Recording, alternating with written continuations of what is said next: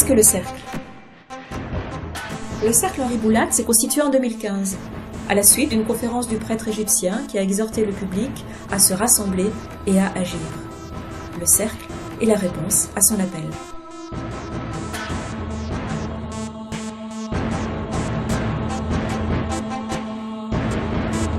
Comment fonctionne le cercle? Groupe de réflexion. Il rassemble tous les 2 mois entre 20 et 30 membres, majoritairement chrétiens, sur des sujets sociétaux, philosophiques ou religieux. Les sujets sont proposés par les membres. Quelques-uns rédigent des textes, soumis quelques jours avant la réunion à l'ensemble du groupe, afin de structurer l'exposé. Ces textes sont consultables grâce au lien ci-dessous. En fin de séance, une collation fraternelle est l'occasion d'échanges plus informels, où chacun peut exprimer librement ses questions et ses réactions. Et le père Boulade? Il n'est pas consulté sur les sujets traités, ne participe pas aux réunions, en ignore la teneur, et ne peut donc en aucun cas être tenu pour responsable des propos énoncés.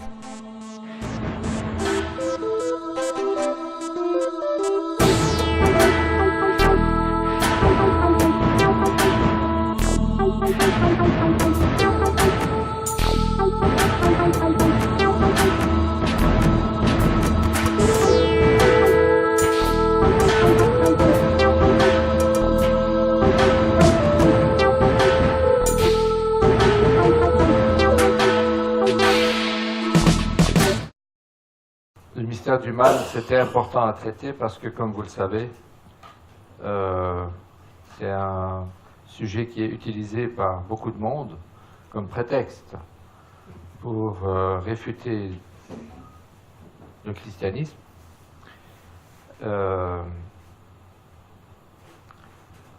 Avant de commencer à disserter sur le sujet, il faut d'abord le définir. Le sujet est très vaste et avant d'en parler, il faut le définir. Ça permettra d'être plus clair. Alors, il y a déjà le mal physique, le mal naturel, il y a des catastrophes, il y a aussi le mal moral, celui qui touche les sociétés d'aujourd'hui et qui a touché les sociétés de tous les temps. Selon les cultures, les époques, les idéologies, le mot n'a pas tout à fait le même sens. Par exemple, dans l'hindouisme, on ne parle pas de mal, mais on parle de souffrance. On confond les deux et l'on dit que la souffrance fait partie intégrante du monde. C'est comme ça, on ne peut rien y faire, on ne peut rien y changer. Chacun dans sa classe doit faire face. Et dans toutes les philosophies asiatiques, il y a cette idée que le monde dans lequel nous vivons est un monde mauvais. Et il y a cette philosophie un peu générale qui voudrait qu'on retrouve, qu'on se débarrasse du mal, qu'en se débarrassant du soi. Par exemple, dans le bouddhisme, il n'y a pas vraiment de mal bien défini. Il y a un équilibre entre les énergies positives, les énergies négatives, et on doit canaliser le mal entre ces deux énergies. Il faut apprendre à mourir à tout désir. C'est le seul moyen de ne plus souffrir. Donc, sous-entendu que notre monde, le monde matériel, est un monde mauvais par nature, et que le seul échappatoire, c'est dans l'anéantissement du soi. C'est ce qu'on appelle le nirvana. Le nirvana, ce n'est pas le paradis comme nous autres chrétiens nous le concevons. J'en parlerai un peu plus tard. C'est tout simplement l'anéantissement du soi, de ce qui se rapporte au moi profond, qui va se diluer dans un Dieu qui n'est pas personnel, Et il n'y a pas de notion de personne dans ces idéologies, puisque le but, c'est de se détacher de soi pour devenir rien.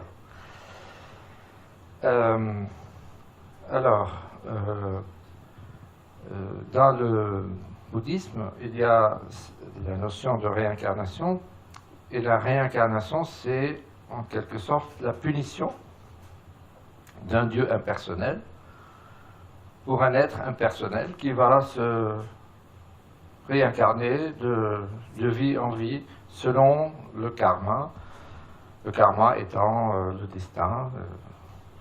Vous savez à peu près ce que ça veut dire, parce que c'est c'est très à la mode en ce moment. Bon. Alors, dans l'islam, le mal est voulu par Allah. Allah étant un Dieu complètement solitaire, qui ne se communique pas à sa création,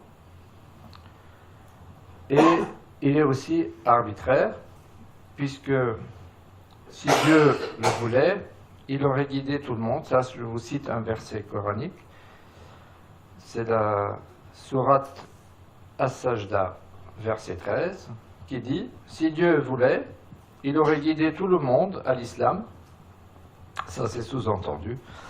Mais Dieu a voulu qu'il y ait des humains et des djinns. Les djinns, c'est des êtres spirituels qui sont, qu'on pourrait appeler, nous, des démons. Hein, voilà. Mais dans l'islam, les démons peuvent être gentils ou mauvais, donc les djinns peuvent être gentils ou mauvais, selon qu'ils sont musulmans ou pas. Hein. Voilà. Donc, je répète le texte. Si Dieu voulait, il aurait guidé tout le monde, mais Dieu a voulu qu'il y ait des humains et des djinns qui entrent en enfer. Dans un autre verset du Coran, cette fois-ci, sourate Ash-Shams, verset 7, Allah crée en la personne le penchant et la volonté à faire le mal, et le penchant et la volonté à faire le bien. Donc, l'origine du mal, c'est bien Allah. Et dans l'islam, vous n'avez pas le droit d'interroger Allah, ni le Coran, ni essayer de comprendre. C'est comme ça, vous devez le prendre comme tel. Dans l'Occident athée, l'origine du mal, vous n'avez qu'à écouter la télé ou la radio, France Inter par exemple. Donc l'origine du mal est d'origine sociale, politique ou économique. Donc, allez hop, un peu de courage, un peu de patience, la médecine, la science, les politiques vont nous débarrasser du mal. Dans la philosophie grecque, le mal est l'opposé du bien. Le bien étant compris par exemple, Aristote, Platon, comme le désir de l'absolu. Sous-entendu, l'absolu, c'est Dieu. Donc voilà, commençons à brûler, et là on va pouvoir commencer à raisonner en tant que chrétiens. Pour nous, chrétiens, Dieu est trinitaire. Un seul Dieu, j'insiste, mais à la différence d'autres cultures, ce n'est pas un Dieu solitaire, ce n'est pas un Dieu solitude, c'est un Dieu qui a créé le monde par amour et qui veut se communiquer à sa création. Il veut se donner à sa créature. C'est ça le sens du mot trinitaire. Pour nous, le mal doit se définir donc comme tout ce qui s'oppose au projet de ce Dieu trinitaire. Et donc, on rejoint quand même la philosophie grecque dans la mesure où le bien, c'est finalement le désir absolu qui est dans chacun de nous, qui a été implanté comme une graine dans chaque être humain. On cherche le désir vraiment profond de rejoindre Dieu. Même si on n'en est pas conscient, même si on vit dans une culture qui n'est pas chrétienne, cette plante a été plantée dans chacun de nous. Donc, quand une personne humaine, quelle qu'elle soit, quelle que soit sa culture, fournit une énergie négative, c'est-à-dire une volonté de s'opposer intentionnellement au projet de Dieu, de se communiquer à sa création, et de faire en sorte que sa création lui ressemble, et pas le contraire, on est dans le mal. Et dans cette définition, le mal qu'on connaît, qu'il soit naturel ou pas naturel, qu'il soit moral ou pas, et prend son origine dans l'opposition entre le principe du mal, enfin un être spirituel qui va se rebeller contre Dieu, qui va plonger toute la création dans un état de désordre. Et donc le mal qu'on connaît dans ce monde où il y a des désordres naturels et des désordres spirituels, il est l'issue, il est la résultante, il est le fruit de cette rébellion primitive, originelle. Et tous les mots qu'on connaît aujourd'hui sont dérivés de ça. Mais l'idée d'importance, c'est de bien préciser que le projet initial de Dieu, c'était depuis le début, c'est la raison même pour laquelle il a créé le monde, c'était de se communiquer à sa créature. Et donc le mal est né de l'opposition de certaines de ces créatures contre ce projet-là. On parle bien sûr du diable. La Bible nous le décrit comme un être spirituel très intelligent, le plus intelligent des anges, un des plus proches de Dieu. Alors, le diable n'est pas nommément décrit comme ça dans la Bible, mais il y a certains passages d'Isaïe et d'Ézéchiel, je vous les ai cités dans le document. Isaïe 14 et Ézéchiel 28 parlent, le premier du roi de Babylone, le deuxième du roi de Tyr. Et en fait, le roi de Babylone et le roi de Tyr ne sont que des caches du diable. Il parle du diable, ces versets. Donc je cite par exemple Isaïe 14, verset 12. « Comment tu es tombé du ciel, astre brillant, fils de l'aurore. Tu es renversé à terre, toi qui faisais ployer les nations et qui disais j'escaladerai les cieux, plus haut que les étoiles de Dieu, j'élèverai mon trône. » Donc, Ézéchiel, il dit, ton cœur s'est exalté et tu as dit, je suis Dieu, j'habite une résidence divine au cœur des mers. Tu fus intègre dans ta conduite depuis le jour de ta création jusqu'à ce que soit découverte en toi la perfidie. Tu t'es rempli de violence et tu as péché, ton cœur s'est exalté à cause de ta beauté et tu laissas ta splendeur corrompre ta sagesse. Donc là, il est clairement mentionné, à travers les personnes de ces rois, on parle bien d'un être orgueilleux au point de vouloir se placer plus haut que Dieu. On parle bien du diable. Et ce même diable, sa rébellion contre Dieu, parce que il est probable, ça c'est pas mentionné dans la Bible, mais il est probable que Dieu a communiqué aux anges son projet de création et de s'incarner lui-même dans sa création humaine. Et comme il se sentait plus haut que les hommes, une partie de ces créatures spirituelles se sont rebellées contre ce désir de Dieu de se communiquer à sa création considérée comme inférieure. Et c'est un peu le projet du diable de démontrer à Dieu que son projet ne tient pas la route. Et donc, avec le couple originel Adam et Ève, ce diable va leur apparaître comme un être que l'on qualifie serpent, mais le terme hébreu qui définit ce terme serpent, nahash, veut aussi dire un dragon. Donc Adam et Ève avaient en face d'eux un être qui était un peu serpent, un peu dragon. Hein. Le serpent par son côté séducteur et trompeur, et dragon dans son aspect effrayant. Donc, il aura présenté le projet de Dieu, le Dieu Yahvé comme un tyran qui voulait les empêcher d'accomplir, d'être des épanouis parfaits, des êtres accomplis qui font ce qu'ils veulent. Donc,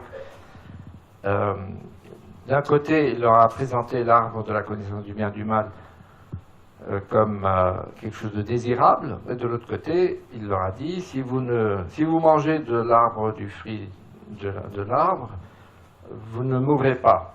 Sous-entendu, si vous n'en mangez pas, je vous tuerai moi-même. Donc la rébellion d'Adam et Ève était à la fois liée à un certain orgueil, puisqu'ils voulaient connaître le bien et le mal, et l'arbre avait l'air appétissant. Et de l'autre côté, il y avait aussi cette peur.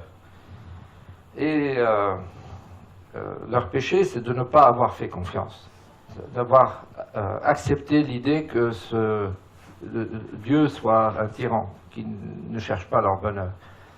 Et au lieu que Adam s'interpose entre le diable et Ève et lui dise, tu n'as pas discuté avec ma femme, c'est avec moi que tu parles, et moi je n'ai pas peur de toi, et je ne te crois pas, et je pense que Dieu n'est pas un tyran mais un père. Il est resté silencieux, on n'a pas entendu. C'est Ève qui va parler. Donc à partir du moment où ce couple originel n'a pas mis sa confiance dans papa, mais dans Monsieur Nahash, ben, ils ont perdu la grâce, l'esprit que Dieu avait mis en eux. Et non seulement eux, ils l'ont perdu, mais la création entière est tombée dans un monde qui est dorénavant un monde de désordre. Donc dans le projet initial de Dieu, il n'y avait ni la mort, ni les tremblements de terre, ni les souffrances morales, non. Il y avait juste création d'un monde naturel, mais rempli par sa présence et parfaitement ordonné. Et si Adam et Ève avaient traversé cette épreuve, probablement qu'ils auraient bénéficié, eux et le monde entier, de ce qu'on appelle, nous, aujourd'hui, la vision béatifique, notre conception à nous du paradis. Mais bon, une fois qu'ils sont tombés, Dieu n'a pas perdu sa propre nature. Dieu est resté un père. Il ne veut pas la perdition de sa créature. Il ne veut pas accepter que le serpent puisse s'en sortir comme ça. Donc, son dernier mot n'est pas là. Son dernier mot sera, nous le connaissons, sera Jésus. Je vous cite un extrait du livre de la sagesse, chapitre 1, qui dit clairement, Dieu ne veut pas le mal, Dieu n'a pas créé la mort, il ne prend pas plaisir à la perte des vivants. Alors, ça c'était comme une certaine introduction pour d'abord définir le mal pour ce qu'il est vraiment. Donc c'est l'opposition au projet de Dieu, du Dieu trinitaire, pas d'un Dieu solitaire et désintéressé de sa créature. Bon, nous vivons dans ce mal, dans ce monde où il y a le mal. Et ce mal est considéré comme prétexte par beaucoup, surtout les philosophes athées, et tous ceux qui ont cru à ces propos, comme un Dieu irrationnel. Parce que ce Dieu-là, nous le présentons comme un Dieu omniscient, donc il sait tout, omnipotent, il peut tout, et parfaitement bon. Donc s'il est omniscient, il devrait savoir qu'il y aura dans sa future création du mal, et du coup, il ne devrait pas crier, puisque il sait tout déjà à l'avance. Pareil, s'il est omnipotent, il pourrait empêcher ce mal qui va sortir de sa création, Et donc, s'il était bon, il devrait soit empêcher le mal, soit ne pas créer. C'est logique, hein? Bon, beaucoup de gens tombent dans ce piège. Alors, la réponse des chrétiens, c'est que Dieu peut tout. Notre Dieu trinitaire est un Dieu qui peut tout, sauf une chose. Ce Dieu-là ne peut pas contredire sa propre nature. Il ne peut pas faire des choses qui sont contraires à ce qu'il est. Or, c'est un Dieu amour. Donc, s'il est un Dieu amour, il va être un Dieu d'amour, et l'amour suppose la liberté de l'être aimé. Je vous rappelle que dans l'Église, si un mariage, c'est l'Église de tout temps, hein, du 1er siècle jusqu'à aujourd'hui, s'il est prouvé dans un mariage, dans le couple, que la femme ou l'homme n'était pas consentant, le mariage n'existe pas. C'est le reflet de la relation que Dieu veut avec sa créature. La créature doit dire oui. Si la créature ne veut pas, Dieu, par sa nature, ne peut pas l'obliger. Il ne veut pas. C'est pas qu'il ne peut pas, il peut, il ne voudrait pas. Parce que ça contredit sa nature. Donc, ce Dieu trinitaire crée le monde par amour. L'amour suppose la liberté de l'être aimé. Ça veut dire que nous sommes, Adam et Ève, le premier couple et nous tous, nous sommes capables de dire non. Et Dieu respecte ça. C'est même l'explication même de l'enfer. L'enfer, c'est le non quand il est poussé jusqu'à son bout, lorsque le non est définitif. Alors, je vous lis la lettre de Saint Jacques qui parle un peu de l'origine du mal. C'est extrait de la lettre de Saint Jacques, donc. D'où viennent les guerres, d'où viennent les conflits entre vous? N'est-ce pas justement de tous ces désirs qui mènent leur combat en vous-même? Vous êtes plein de convoitises et vous n'obtenez rien, alors vous tuez. Vous êtes envieux et vous n'arrivez pas à vos fins, alors vous entrez en conflit et vous faites la guerre. Vous n'obtenez rien parce que vous ne demandez pas. Vous demandez, mais vous ne recevez rien. En effet, vos demandes sont mauvaises, puisque c'est pour tout dépenser en plaisir. Il dit qu'il est ça au 1er siècle. Vous voyez, le problème aujourd'hui, c'est que nous confondons dans nos sociétés le bien et le plaisir. Souvent, le plaisir est plus important que le bien. Alors, puisque donc Dieu est omniscient et qu'il sait ce que nous ignorons, il sait que certains mal apparents peut en fait se terminer ou causer du bien. Par exemple, prenez un enfant qui accompagne son père chez un médecin pour faire une piqûre.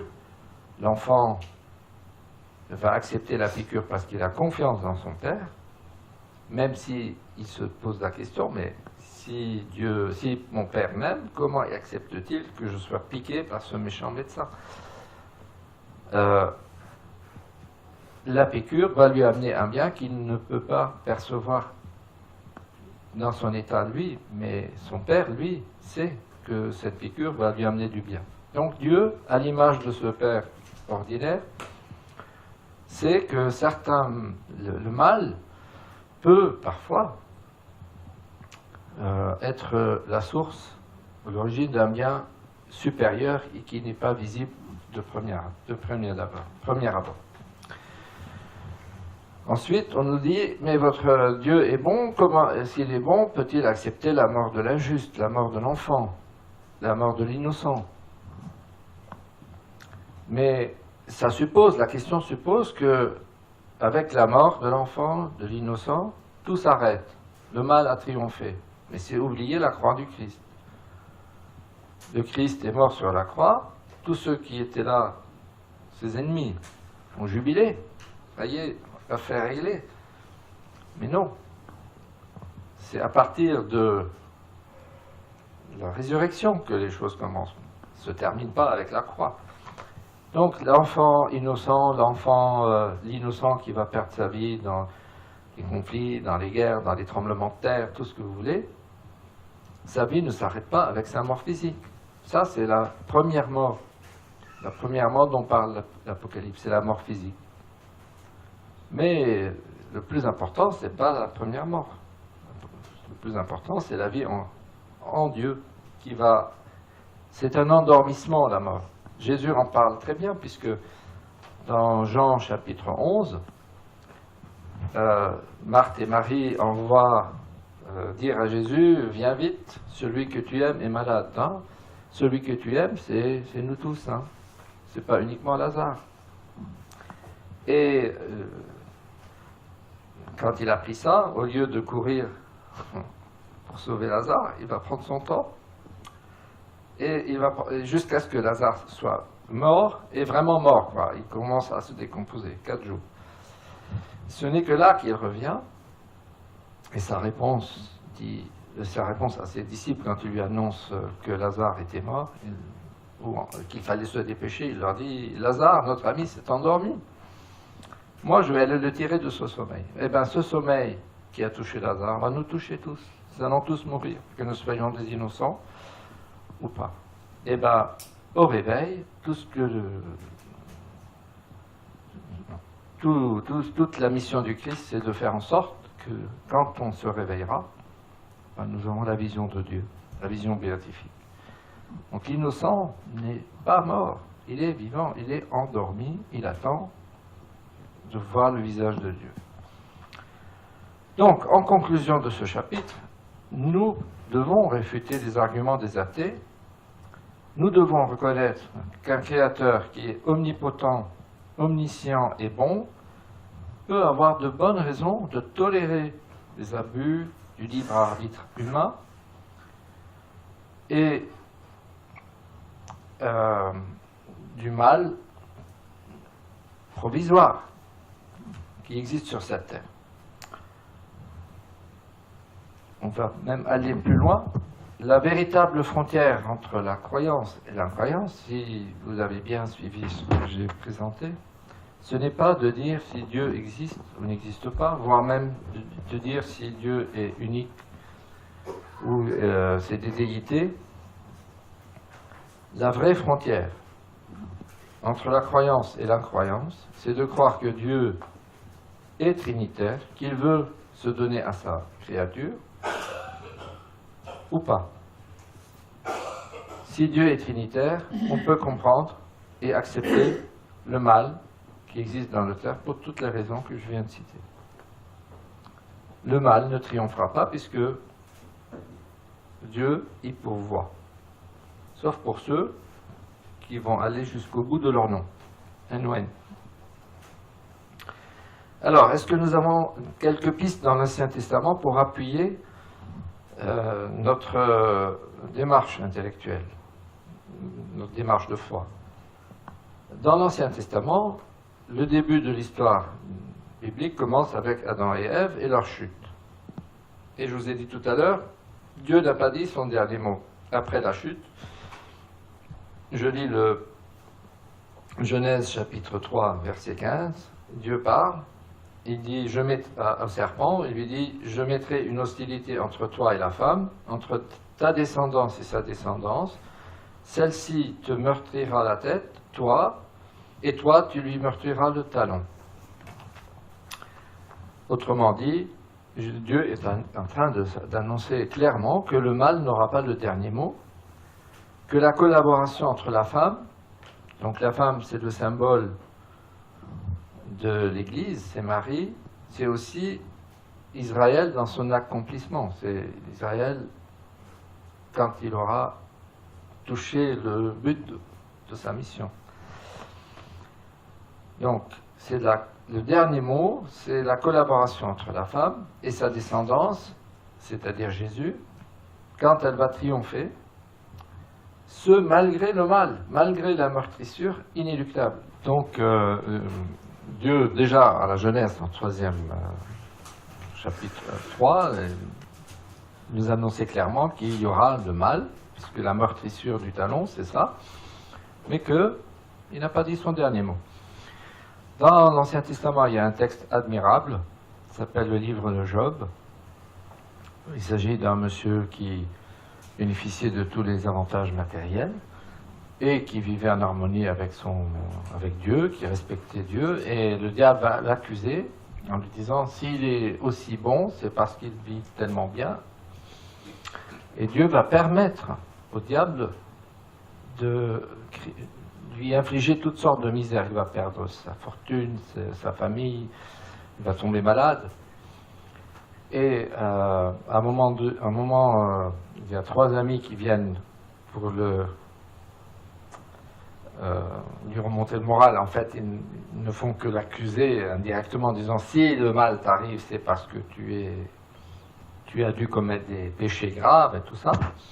Et lui, il se défend d'abord vis-à-vis d'eux, et puis à la fin, il va s'adresser directement à Dieu en lui disant, enfin Dieu, si j'ai fait vraiment quelque chose de si mauvais, viens me le dire, toi. Et Dieu s'adresse à lui en lui disant, tu n'as pas à savoir pourquoi le mal t'arrive, sache juste que je suis largement au-dessus.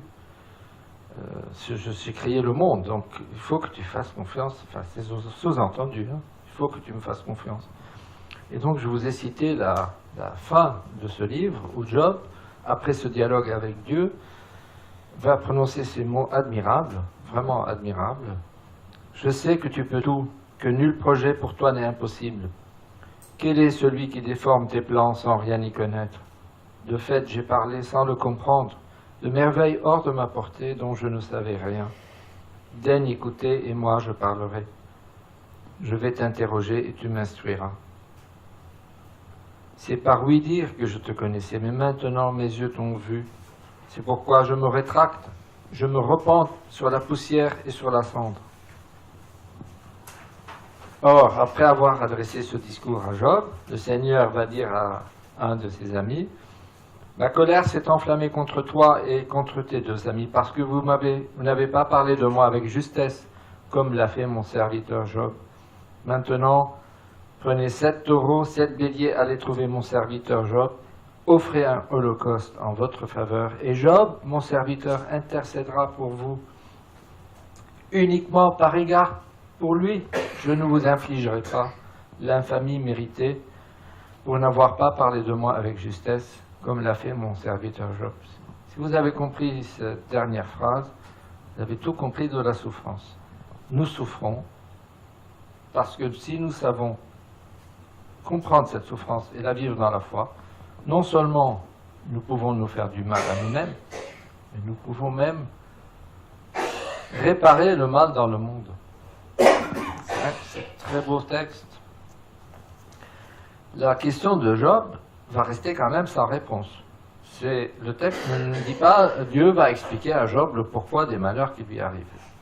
Mais c'est vraiment la confiance en Dieu qui permet à Job de retrouver en amélioré son statut d'avant, et mieux d'intercéder pour les méchants qu'il accusait.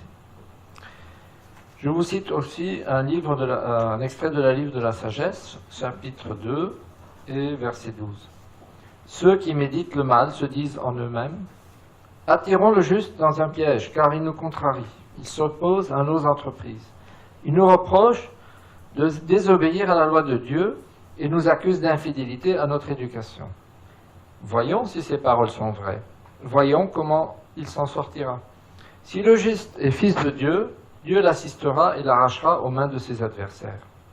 Soumettons-le à des outrages et à des tourments. Nous saurons ce que vaut sa douceur, nous éprouverons sa patience. Condamnons-le à une mort infâme, puisque, dit-il, quelqu'un interviendra pour lui.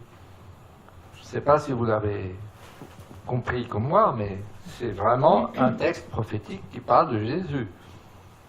C'est dommage qu'il ne soit pas admis par tous les chrétiens. Hein. Le livre de la sagesse n'est pas admis par tous les chrétiens. Et c'est pourtant vraiment une prophétie, on ne peut pas être plus clair. C'est aussi fort que Isaïe 52-53 ou que le psaume 22. Hein. C'est vraiment très fort. Alors, dans ce livre, ces derniers écrits de l'Ancien Testament. C'est vraiment quelques années avant la naissance du Christ. Hein. La pensée de ceux qui planifient le mal est vraiment clairement établie. C'est-à-dire de ceux qui vont condamner Jésus et qui sont en train aujourd'hui de se rebeller contre Dieu jusqu'à aujourd'hui et probablement jusqu'à la fin des temps. Alors, maintenant on va parler de la réponse de Dieu au mal.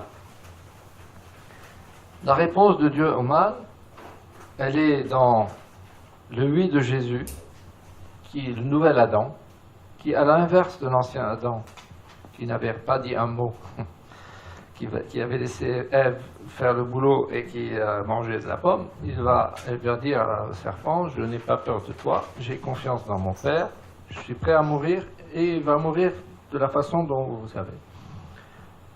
Ça, c'est le oui de Jésus. Mais il y a aussi le oui de la nouvelle Ève, Marie, qui avait compris, à travers toutes les prophéties, hein, que son oui à Dieu va lui générer, elle, personnellement, des souffrances. Et le oui qu'elle va donner aussi à Cana, ce sera le début de la mission du Christ. Donc, Christ a attendu le oui de Marie à Cana avant de commencer sa mission. Les deux oui, celui de Jésus et celui de Marie, ce sont la réponse de Dieu. Donc, ces deux oui vont reverser l'œuvre du diable, du premier Adam et de la première Ève. À la lumière de la résurrection, nous sommes appelés à surnaturaliser nos souffrances, ne pas les considérer pour ce qu'elles sont au naturel, mais de les comprendre à la lumière de la passion du Christ. Et même à l'offrir à Dieu en disant, je ne sais pas le mal qui m'arrive, je ne comprends pas, c'est trop, comme Job, mais je te fais confiance. Voilà ce qui nous est demandé, c'est ce oui-là qui nous est demandé. Donc la souffrance teste l'authenticité de notre foi et nous rend plus humbles. C'est la seule bonne réponse au mal. C'est l'abandon confiant entre les mains de Dieu trinitaire, qui n'est pas le Dieu solitaire et arbitraire que j'ai cité tout à l'heure. Saint Paul nous en parle dans ses lettres. Je vous ai cité 2 passages, mais il y en a beaucoup d'autres. Hein. Je cite surtout seulement un. Je considère que les souffrances du temps présent ne valent pas la peine d'être comparées à la gloire qui doit nous être révélée, sous-entendu quand nous nous réveillerons et nous verrons le visage de Dieu. Alors, l'Église aujourd'hui, elle a dit oui. Elle a dit oui, je ne dis pas tous les membres de l'Église de tout temps, hein, ça on sait tous, mais l'Église quand même a les pieds sur terre et la tête au ciel. Et certains exemples de ces têtes qui sont déjà au ciel, c'est Mère Teresa. Imaginez-vous la vie de Mère Teresa, 50 ans, tous les jours, en face de la misère la plus totale, le mal, pas absolu, mais presque. Comment supporter ça? Du matin au soir, avoir affaire à des gens qui sont en train de mourir, qui sont malades, des enfants affamés. Comment s'en sortir? Il n'y en avait qu'une seule. Il n'y avait qu'une seule réponse. C'est celle de Job, c'est celle de l'Église. C'est-à-dire, Dieu, au fond de notre misère, Dieu a été cloué sur une croix, signe que le mal ne triomphera pas, quel que soit ce que je vois au quotidien. Donc Dieu, dans sa réponse, ne supprime pas la souffrance sur cette terre. Et ça, c'est vraiment important, et ça change tout. Il la remplit de sa présence. Et nous, si nous faisons vraiment partie de l'Église, nous devons participer. Chacun à son niveau. On ne peut pas tous être Mère Teresa, hein, ça c'est clair. faut être vraiment avoir le charisme de Mère Teresa pour faire le job. Le job, c'est pas un jeu de mots. Hein. Bon. Mais vraiment, c'est de l'autre côté. Hein. De l'autre côté au ciel, que la souffrance et le mal seront abolis. Ça, c'est une certitude. Mais ici même sur cette terre, si nous avons compris ça, nous sentons la victoire en nous. Alors, les ennemis de Dieu, ceux qui ont crucifié le Christ et qui aujourd'hui continuent à le faire, fustigent l'attitude confiante de l'Église. De la même façon qu'ils ont fustigé Jésus quand ils lui ont dit « Si tu es le Fils de Dieu, descends de la croix ». L'Église, au contraire, par exemple, de la République, a su reconnaître, elle l'a dit clairement par la bouche de Jean-Paul II, par exemple, mais aussi par presque tous les papes depuis, c'est même parfois exagéré. Elle a reconnu le manquement de charité et d'humilité qu'elle a eu dans son histoire. Et elle sait aujourd'hui qu'à travers les railleries, les demi-vérités, parfois le mensonge et même les persécutions, Dieu teste sa bien-aimée.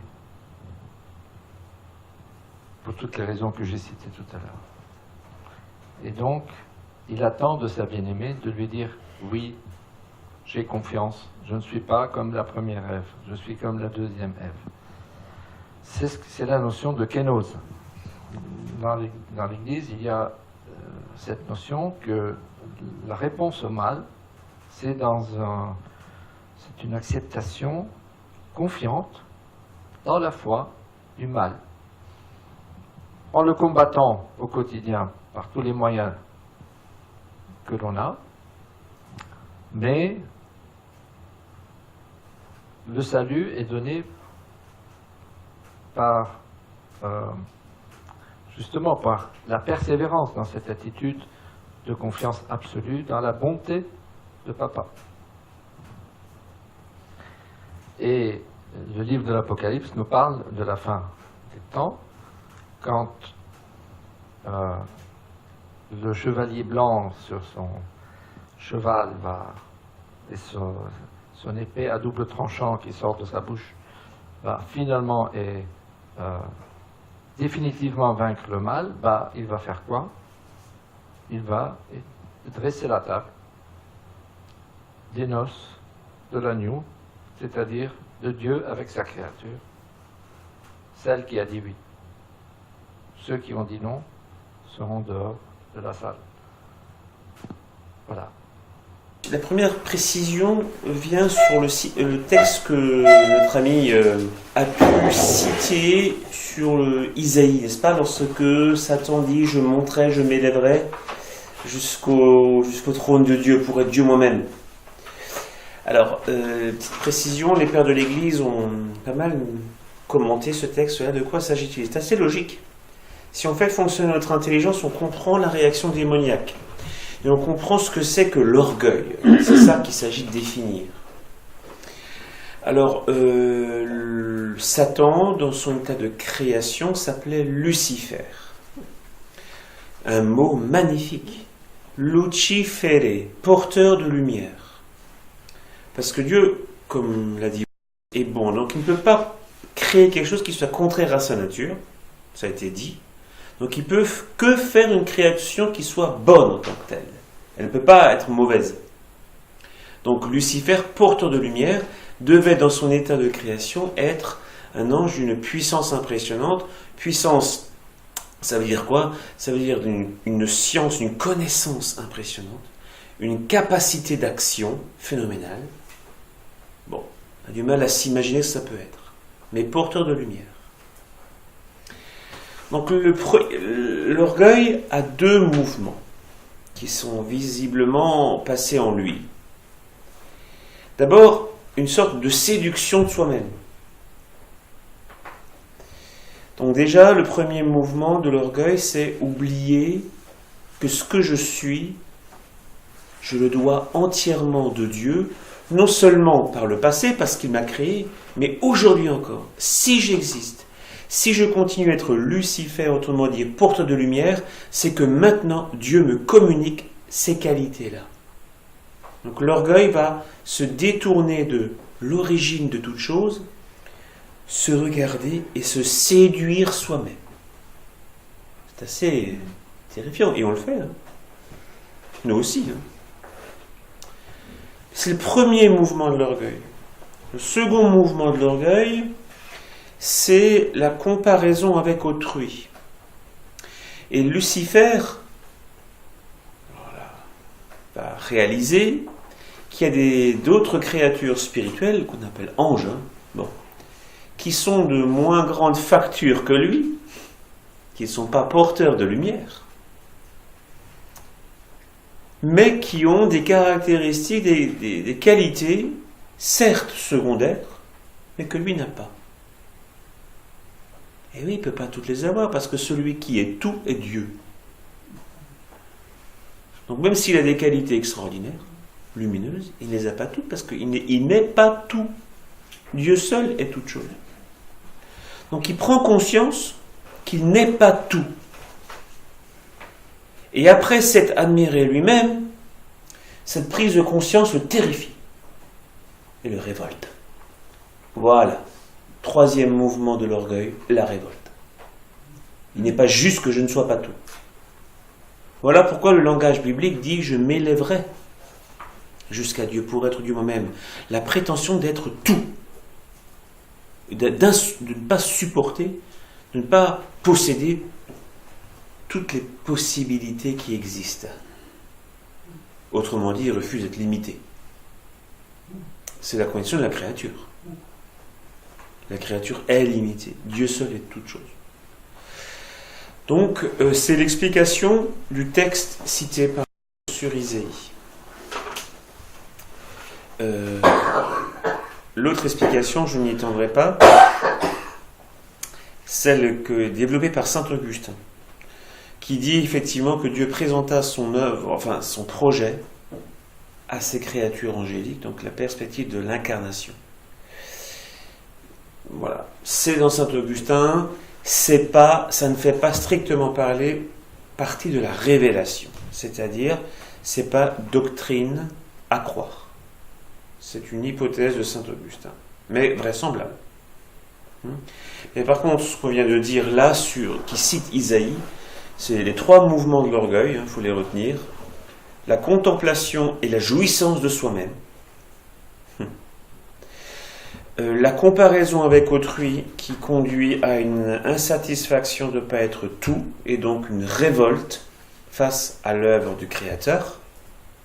Et la prétention d'être tout par soi-même. Je m'élèverai.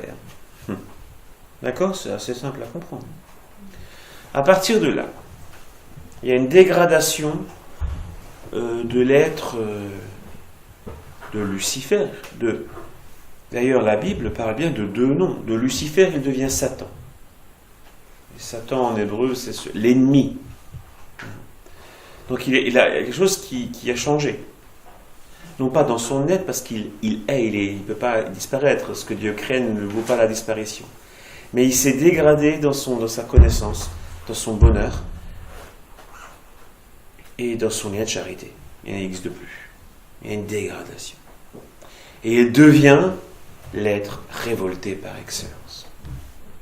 Donc, et là on rejoint la thèse de saint Augustin, rappelée par...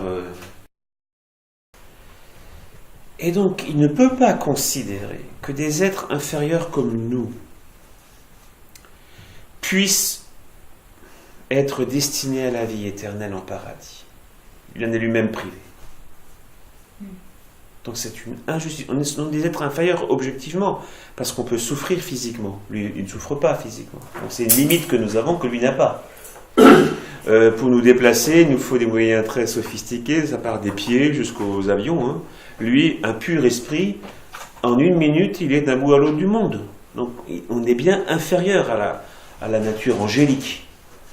On a besoin de se nourrir pour continuer à l'existence. Eux, pur esprit, n'ont pas besoin de se nourrir. Donc il y a plein de choses qui rappellent que nous sommes effectivement des êtres inférieurs. C'est vrai. Donc comment des êtres inférieurs peuvent-ils être sujets d'une promesse divine à accéder en paradis, non pas seulement avec notre âme, ce serait déjà acceptable, parce que c'est l'élément spirituel, mais même avec notre corps. À la fin, le jugement dernier fera que notre corps ira rejoindre son âme en ciel ou en enfer, et l'anticipation, c'est la Sainte Vierge Marie qui est montée avec son corps.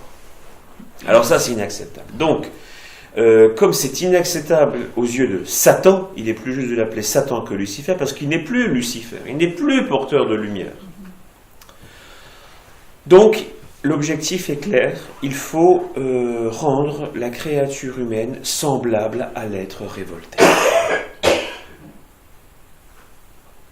C'est ça, le but.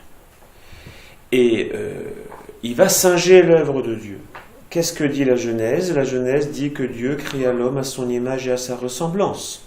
Donc, Satan doit faire pareil. Je vais transformer, non pas créer, mais transformer l'homme à mon image et à ma ressemblance. C'est-à-dire en faire lui aussi un être révolté.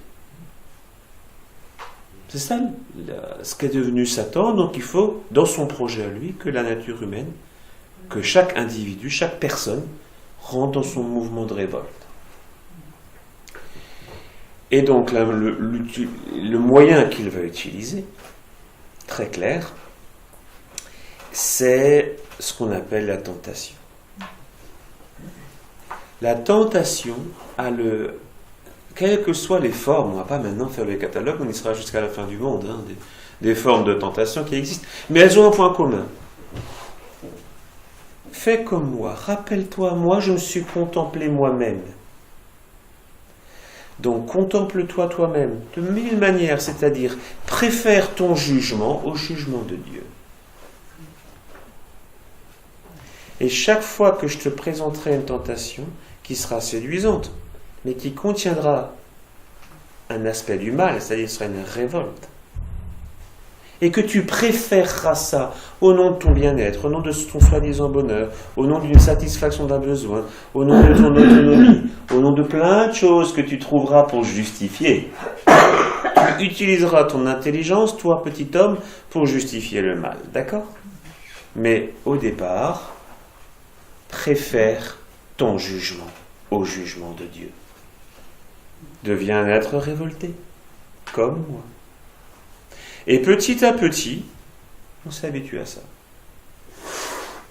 C'est ce qu'on appelle l'endurcissement de cœur. Regardez, si on prenait un escalier, hein, et qu'on était au niveau -1, la petite tentation, si Satan nous montrait ce qu'on va faire si on accède jusqu'au niveau -10, on aurait une révolte, on dirait « Ah non, ça je ne peux pas faire ça. Surtout pas, je ne veux pas. » Mais d'abord, on s'habitue au -1.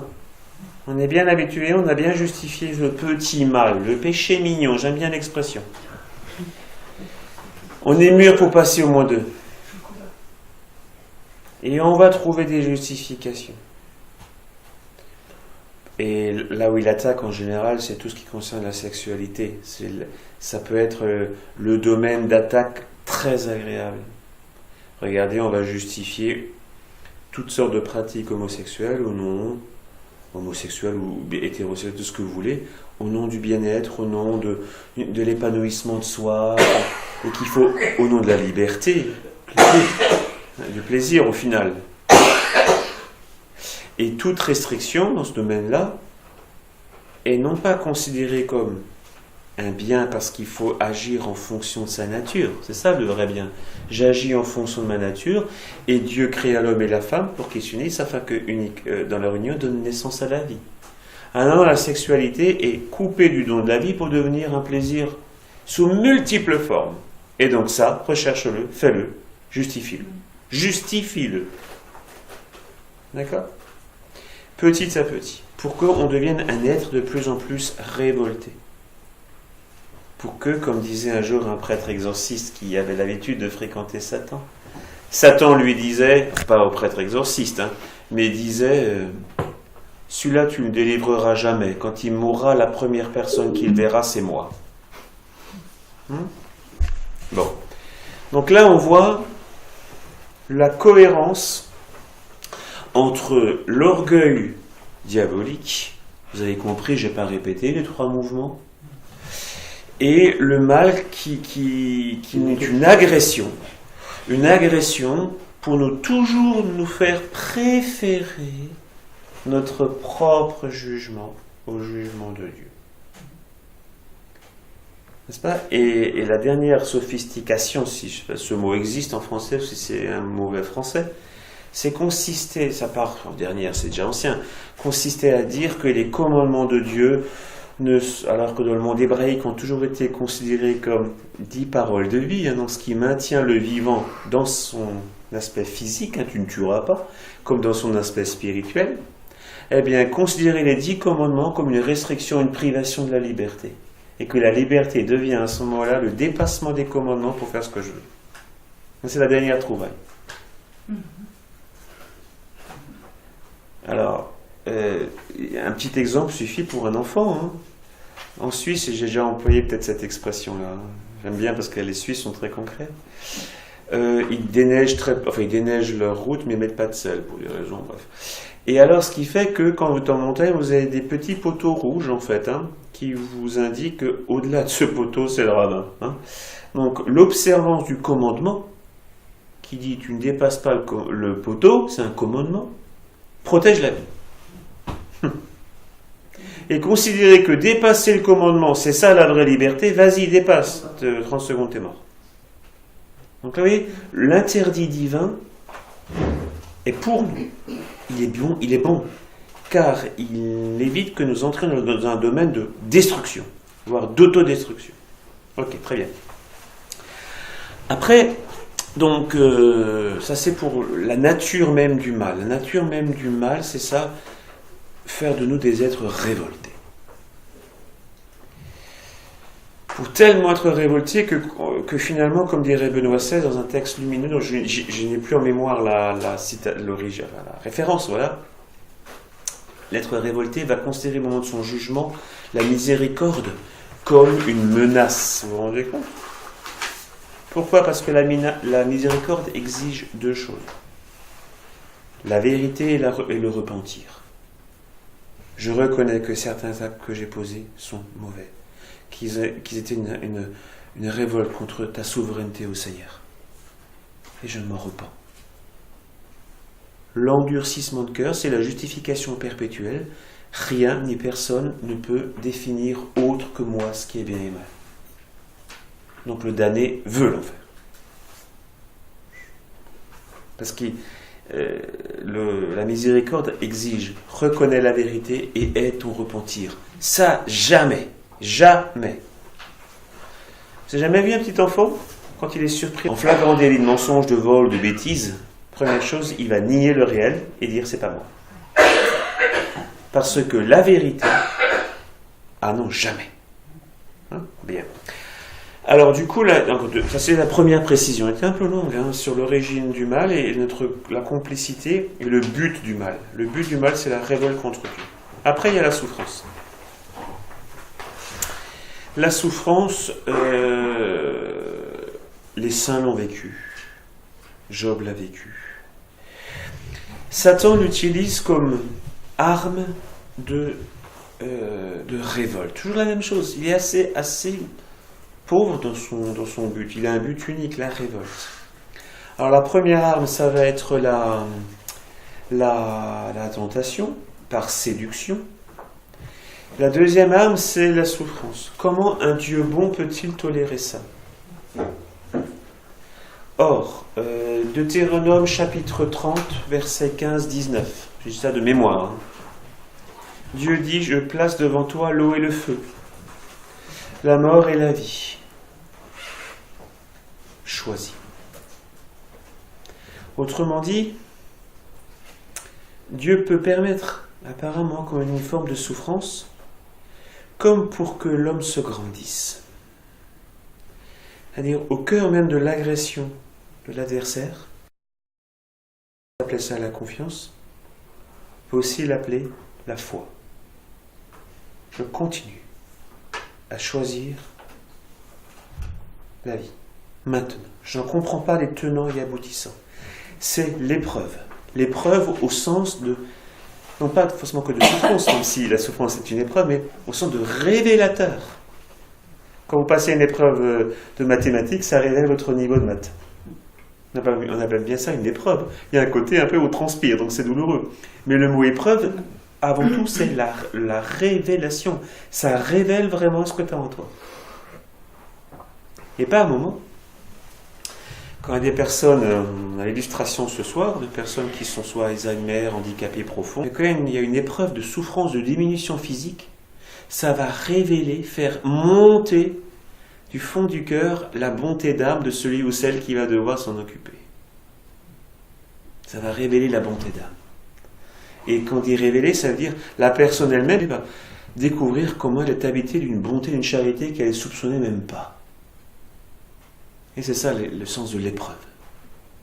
Et dans la souffrance, je refuse la tentation de la révolte. Je ne connais pas les tenants et aboutissants, ça a été dit par... Mais je décide de croire. Saint José Maria Escrivá de Balaguer disait « Je continue de faire confiance malgré les malgrés ». C'est une petite expression spirituelle. Voyons la souffrance comme un mode d'agression de l'adversaire pour nous pousser à la révolte. À ce Dieu-là, je ne peux pas y croire. Et c'est l'attitude de Job clairement décrite ce soir. Là, je n'ai même pas une précision, c'est juste une petite synthèse. Après, troisième et dernière précision, elle est terrible celle-là, mon Dieu. Quand j'ai découvert ça dans un entretien spirituel avec mon propre directeur spirituel, c'était la douche froide.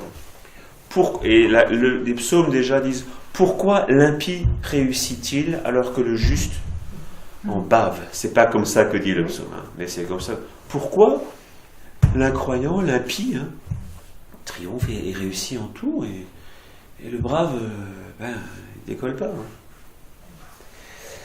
Alors, petite précision dans ce sens, elle est assez terrible. Dieu veut donner. C'était clairement dit, il veut donner. Au maximum, il veut se donner lui-même. Mais l'impie ne veut pas de ce don-là. Mais Dieu veut continuer à donner. Alors comme l'impie est en train de se fermer à la grâce, donc à la miséricorde, le repentir, il est en train de se fermer à ça, donc Dieu ne pourra pas lui donner la vie éternelle, l'impie le refuse. Mais comme Dieu veut donner, qu'est-ce qui reste à Dieu ? Les biens matériels, les biens de ce monde. C'est comme si Dieu dit, toi l'impie, je te donne ça, profites-en. Parce qu'après, tu n'auras plus rien. Comme c'est ma nature divine de donner, je peux donner que ce qui reste, les biens de ce monde. Et après, tu n'auras plus rien. On en profites-en bien. C'est terrible. Et on comprend pourquoi l'impie semble réussir. Et là, je dirais, ça, excusez-moi, je suis un peu franc, ça tord un peu le cou à la doctrine calviniste qui voyait en la prospérité matérielle un signe de bénédiction divine. Pas sûr du tout. Voilà pourquoi la pauvreté, dans le monde, je dirais, catholique et orthodoxe, est vue comme une vertu. Mais quand on réussit dans la vie c'est pas sans avoir fait du mal, oui. Ce n'est pas non plus... C'est pas... Mais distance par rapport au bien de ce monde. Et ça renvoie à un des dons du Saint-Esprit qu'est la science. La science, c'est pas devenir Einstein. C'est user des biens de ce monde, aussi abondants soient-ils, en vue du bien éternel. Internet, l'argent, tout. Bon. Alors voilà, donc du coup, c'est la réponse. Pourquoi l'impie semble réussir. Voilà. C'est pas la remarque la plus importante. La remarque la plus importante est la première, sur l'enchaînement luciférien et satanique. Les deux agressions que sont la tentation et la souffrance, pour dire révolte-toi. C'est ça le but en fait. Et effectivement, on se grandit, autrement dit, on se sanctifie, on devient saint en repoussant les deux propositions démoniaques. qu'est la tentation et la révolte face à la souffrance. Et voilà, ça c'est très important. C'est ça le chemin de sanctification. Et le temps démoniaque qui est compté, l'Apocalypse nous le dit, le triomphe sur le mal, c'est quand le temps donné à Satan pour agresser de ces deux manières, et par tentation et par sentiment de révolte, sera terminé. Alors, on peut se dire, mais combien de temps va durer ce temps ? Les mystiques et pères de l'Église disent que le temps qui continue là, qui passe, durera, c'est un langage, bon, aussi longtemps, c'est un langage un peu mathématique on dirait, aussi longtemps que le nombre des élus humains dans le paradis aura remplacé le nombre des anges déchus. C'est-à-dire qu'il y en a. Voilà. Donc, et là, ils seront sanctifiés. Ils viennent de la grande épreuve. L'Apocalypse. Ils viennent de la grande épreuve. Ok. Et le modèle parfait, c'est le martyr. Parce qu'il refuse la tentation de préférer sa vie terrestre à la vie céleste. C'est ça. Et là, on voit effectivement que les Romains à l'époque, ou les musulmans maintenant, qui disent allez, convertis-toi soit au paganisme de Rome ou à l'islam, voilà, tu auras la vie sauve. Satan joue de ça. Renie la vérité, tu auras la vie sauve. Donc il va préférer quelque chose que toi tu estimes plus précieux que ton salut éternel. Mais c'est la même logique toujours. Préfère quelque chose que ce que Dieu te donne. Oui, mais c'est Allah qui leur dit de Oui, faire ça. voilà. On est bien d'accord. Mais bref, donc ce qui veut dire que À la guerre comme à la guerre. à la guerre comme la guerre. Et le martyr aussi ne va pas se révolter face à l'atrocité que son témoignage va prendre. Il va souffrir physiquement. Et ça peut aussi être d'une certaine manière, oh non, je pourrais pas. Et là, je vous invite à lire ce merveilleux roman de Georges Bernanos, Le dialogue des Carmélites, où la petite jeune recrue, là, elle n'est pas encore bien formée, mais finalement, elle montera à l'échafaud, à la Révolution, plus allègrement que sa mère supérieure, qui était plus avancée apparemment. Donc voilà, donc ça ce sont, je dirais, les grâces à demander, c'est de ne pas être épargné des deux épreuves. Je vous les rappelle, tentation ou crainte d'être révolté face à la souffrance. On ne va pas être épargné. Si vous pensez que par la prière et les supplications, vous allez être épargné de ça, non, c'est pas possible. Mais ne nous laisse pas succomber à la tentation. Donc la nouvelle traduction est encore mauvaise. Non, parce qu'elle est plus juste. Ethnenos, en latin on dit ethnenos inducas. Ne nous induit pas. C'est bien cette idée de dynamisme, d'entrée. Oui, c'est pas juste d'être ou pas être. Inducas, c'est entrer dedans, quoi, en latin. Donc la traduction est plutôt bonne. Elle est plus juste que celle ne nous soumet pas. Ouais. C'est clair. Elle correspond plus au latin en tout cas. Voilà. Donc ça c'est important. Donc le martyr est triomphe. Voilà pourquoi il y a la palme du martyr. La palme au sens latin du terme, celui qui est victorieux. Il a triomphé. Alors souvent les jeunes martyrs sont représentés comme une petite colombe qui a la palme de la victoire dans le bec. Elle est victorieuse et son âme s'élève vers Dieu. Voilà pourquoi. Donc, effectivement, dernière remarque peut-être, et celle-là elle est terrible. Est-ce que le triomphe sur le mal est vraiment total, sachant qu'il y a des damnés ? Ça veut dire que le triomphe ne serait pas total dans ce cas-là. Question redoutable. Et là, si vous voulez, la théologie répond. Dieu triomphe par voie de charité ou par voie de justice. En langage clair.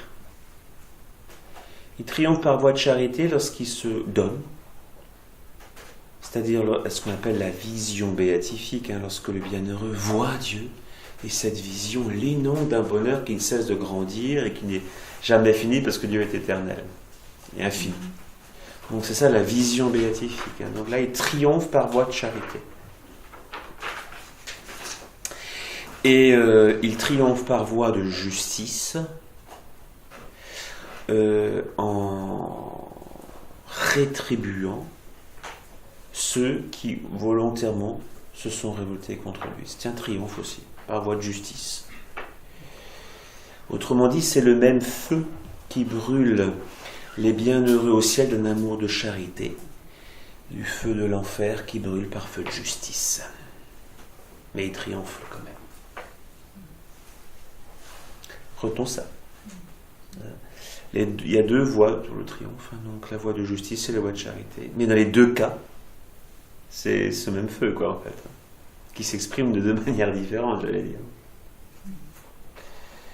Un peu comme la maman, elle triomphe lorsque l'enfant lui dit « Maman, merci pour tout ce que tu m'as donné, je t'aime ».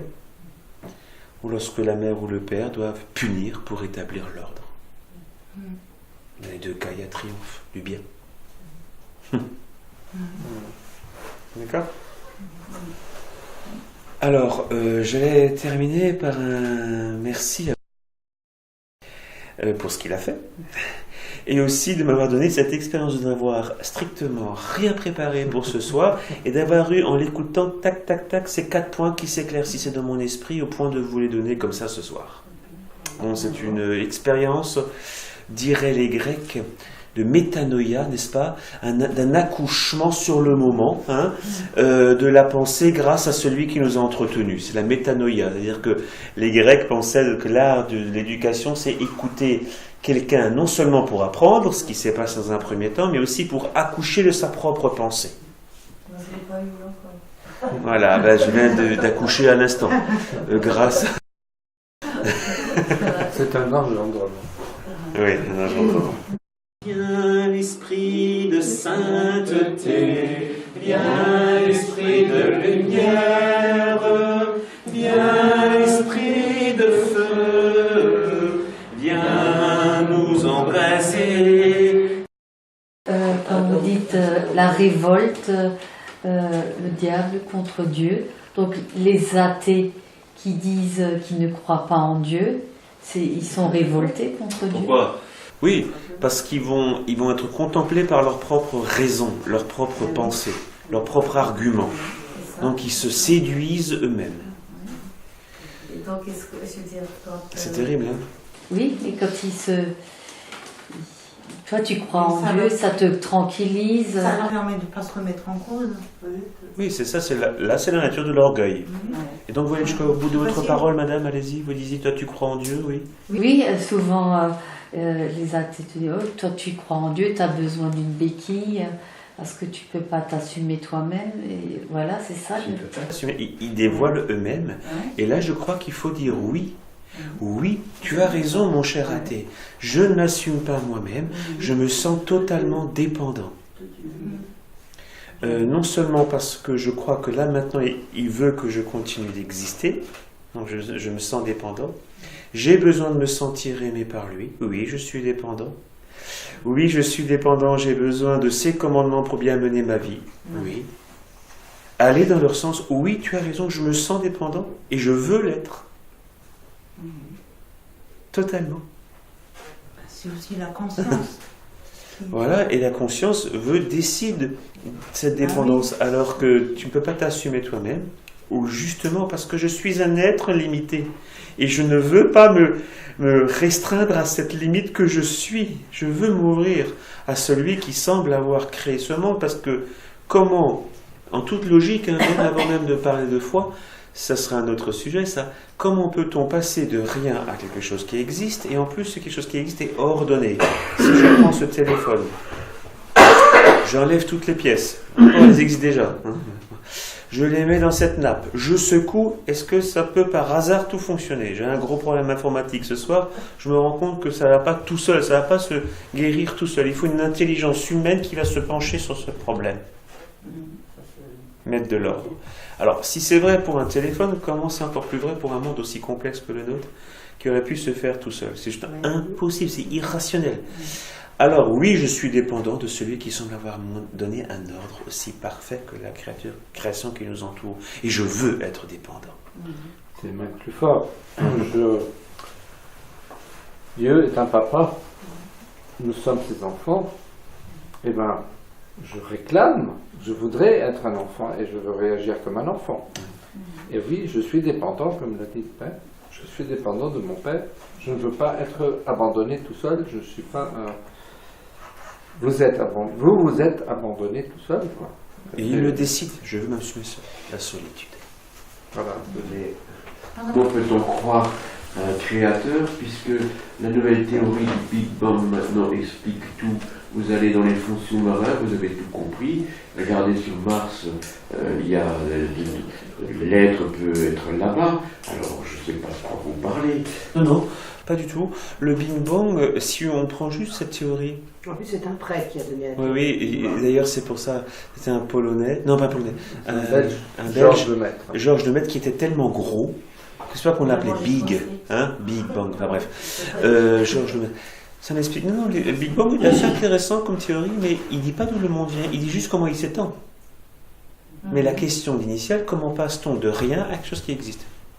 Le Big Bang non seulement ne contredit pas l'idée de Dieu, mais c'est la réponse aux scientistes du 19e siècle qui, en observant la complexité du monde, disaient effectivement le monde est complexe et improbable. Mais le monde a toujours existé, il est infini dans le temps, et donc ce qui est infini dans le temps peut devenir probable, peut devenir possible. Donc notre monde improbable existe parce que c'est vrai, par exemple, les lois physiques, l'ajustement fin des lois, l'existence d'un monde compatible avec la vie, l'émergence de la vie, tout ça c'est tellement improbable. Ça ne pourrait devenir possible que si le monde a toujours existé. Donc comme le monde existe depuis toujours, des phénomènes très très très improbables deviennent possibles. Donc pour reprendre l'analogie avec l'exemple du téléphone, c'est vrai qu'avoir un téléphone, quand vous le secouez, qui se constitue en téléphone qui fonctionne, c'est hautement improbable, mais si vous l'avez secoué depuis l'infini, une fois, ça va donner un téléphone qui fonctionne. C'est ça le raisonnement des scientifiques du 19e siècle. La théorie du Big Bang est venue pour leur dire « pas vrai, le monde n'est pas infini, le monde n'existe que depuis 14 milliards d'années. » Et donc votre théorie, elle est tombée à l'eau ce jour-là. Ils ne le reconnaissent pas, maintenant ils ont inventé, pour pallier à ça, ce qu'on appelle le multivers. Donc notre univers est un univers parmi une infinité d'univers. Toujours c'est infini pour permettre à quelque chose d'hyper... Une probabilité d'exister. Mais ils n'ont aucune preuve de ça. Oui. C'est juste une idéologie. Point anonyme, comme tout le reste. Et même par rapport à Mars, tout ça, c'est... si on trouve de l'eau, comment ça se fait que l'eau puisse exister, tout ça, ce qu'on appelle les règles du vivant. Comment ça se fait que le vivant existe sous plein de formes, en fait, hein. Elles existent. Et c'est pas une intelligence comme la nôtre qui les a faites, parce que le vivant existait avant nous. Et le fait qu'il y ait des règles qui existent, ça montre bien que quelqu'un l'a pensé. Enfin bref, voilà, c'était pour répondre à votre pensée oui, tu ne t'assumes pas. Allons dans ce sens-là. Oui, je veux ne pas m'assumer. Pardon, j'aimerais revenir sur le martyr. Oui. Si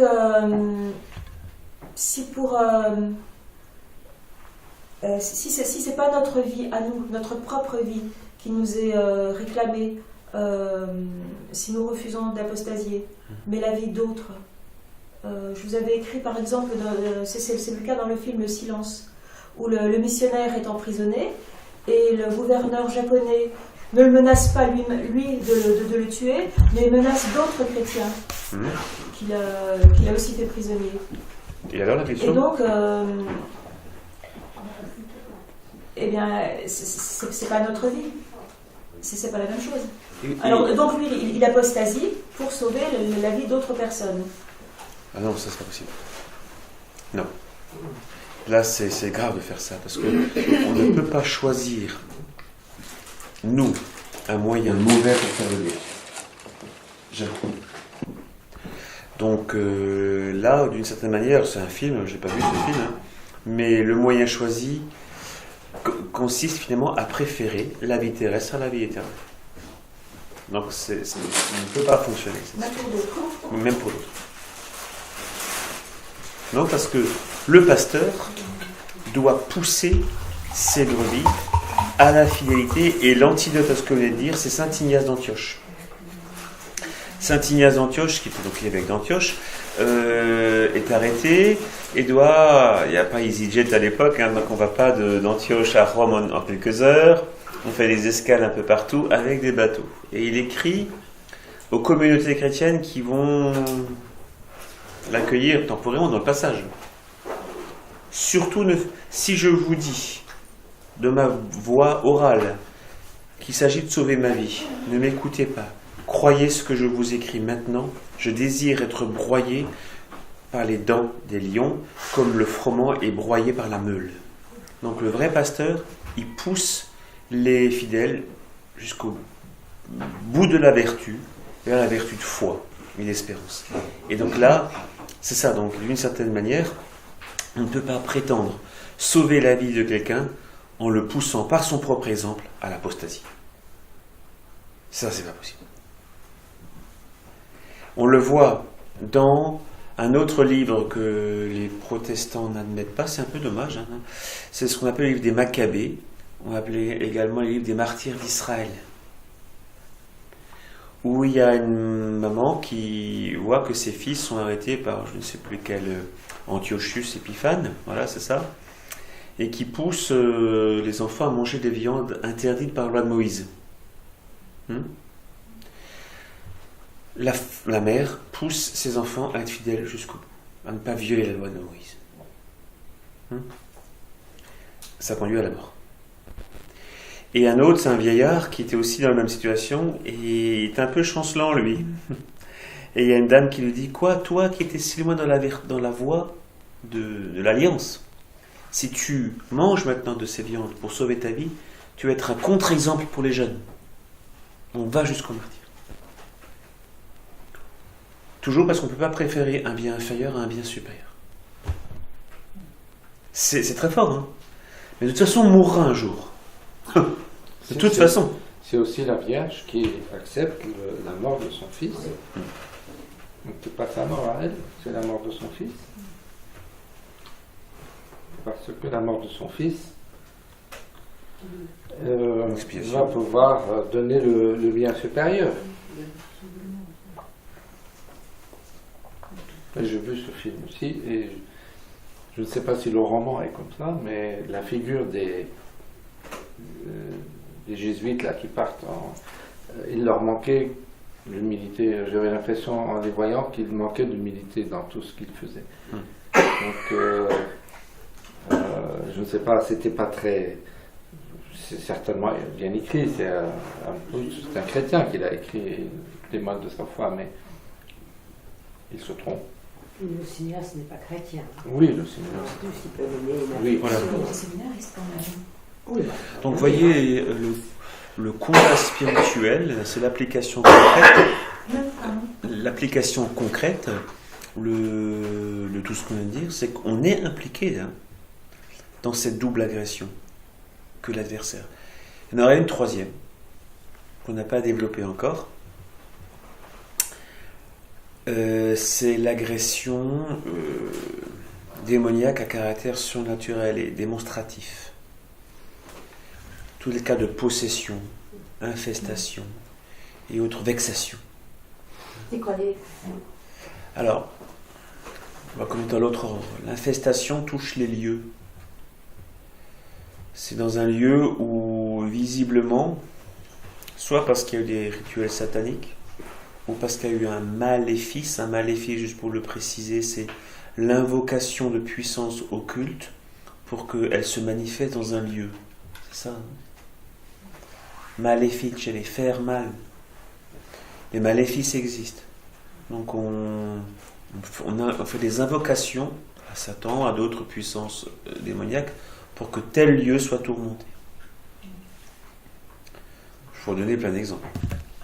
La vexation, ça touche les personnes. C'est pas encore la possession, mais c'est une vexation qui a une influence extrêmement forte sur la volonté et l'imagination d'une personne, et pas de manière perpétuelle, mais par moment. Et comment vous appelez ça? Une vexation. Alors, ça prend la tournure, par exemple, j'avais un cas d'un homme, père de famille, bien sous tous les abords, et tous les jours, à une heure précise, il avait des pulsions à caractère sexuel, mais délirantes. Il disait, mais c'est pas moi, ça. Parce que si c'était lui, il pourrait l'avoir n'importe quand, à quelle heure du jour et de la nuit, ça viendrait. Et ça commence et ça finit. Au point de s'enfermer dans son bureau pour éviter d'agresser une personne qui passe par là. Pour vous dire. Donc c'est une vexation. Voilà. La possession, en tant que telle, c'est la personne qui n'a plus la liberté de ses actes et de ses paroles. C'est un autre qui contrôle. Là, quelle est l'agression? Pour la personne et l'entourage, c'est de pousser au désespoir. Dieu vous a abandonné. C'est fini pour vous. C'est ça, hein? C'est un combat terrible. Si vous voulez, la tentation contre un péché, hein? C'est la tentation contre la charité. J'ai plus d'amour, comme on l'a dit, pour ce que je veux que ce que Dieu veut pour moi. La tentation contre le mal, la souffrance, hein, c'est contre la foi. Je ne peux pas croire à un Dieu si bon alors que je souffre. Et toutes ces agressions à caractère surnaturel démonstratif, c'est contre l'espérance. Satan est plus fort. Nous n'y arriverons pas. Donc 3 modes d'agression qui visent les 3 vertus, qui ouvrent le paradis. Donc face à cette 3e catégorie, ce qu'on appelle le mal démonstratif, l'Église a des moyens. Contre la possession, il faut l'intervention d'un prêtre exorciste. Alors tout évêque est exorciste et peut donner la délégation à un prêtre qui veut, avec les grâces qui vont avec. Par contre, le code de droit canonique est très clair, il dit seul un prêtre qui reçoit la mandature de son évêque peut exercer la fonction sur les possédés. Point. Que sur les possédés. Donc ça veut dire que ceux qui subissent infestation ou vexation, un autre prêtre peut intervenir. Alors là, on rentre dans les subtilités entre exorcisme public et exorcisme privé. Bon. Voilà. Mais ça, on pourrait en faire une conférence en tant que telle, parce qu'elle est très intéressante. Mais on a les moyens pour défendre la vertu d'espérance. Satan n'est pas le plus fort. Et donc, du coup, après, ça fortifie la foi des gens, parce qu'on a fait l'expérience de la défaite de Satan. C'est fini. Ça se fait aussi à distance. Oui. Et les fidèles, d'ailleurs, je vous rappelle que, à ce sujet-là, en tant que confirmé, quand vous avez reçu la confirmation, vous rentrez dans ce qu'on appelait jadis la militia Christi, la milice du Christ. Donc vous avez mission de combattre par des invocations, comme par exemple quand on dit dans notre Père Pater Noster, hein, délivre-nous du mal. La dernière des demandes, elle lit ça. C'est déjà un petit exorcisme. Hein. La dernière demande du Pater Noster. Elle vise cette chose-là précisément.